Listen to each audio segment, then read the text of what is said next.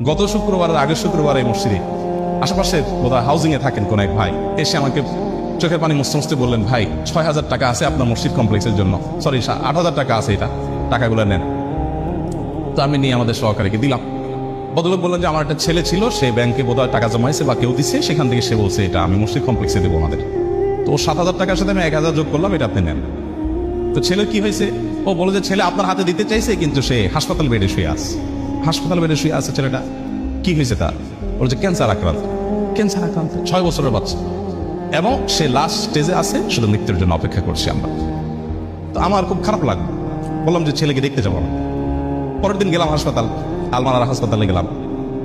হাসপাতালে যাওয়ার পর যে দৃশ্য দেখলাম আমি, ছেলেটা মারা গেছে কয়েকদিন আগে।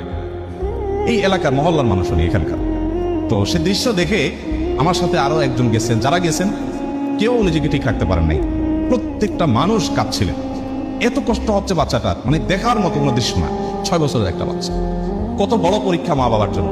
আল্লাহ তাআলা আপনার বাচ্চাকে খুশি রাখছেন, ভালো রাখছেন। আল্লাহ আপনাকে কত সুন্দর একটা সাস্টেইন, কত সুন্দর একটা আপনার কি বলে এটাকে, ভারসাম্যপূর্ণ স্বাভাবিক একটা অবস্থা দিয়েছেন। এইরকম নেয়ামত যদি আপনি খোঁজেন, তো একটা ডায়েরি নিয়ে বসলে ডায়েরির পাতা শেষ হয়ে যাবে, কিন্তু আল্লাহ নেয়ামত লিখে শেষ করতে পারবেন না।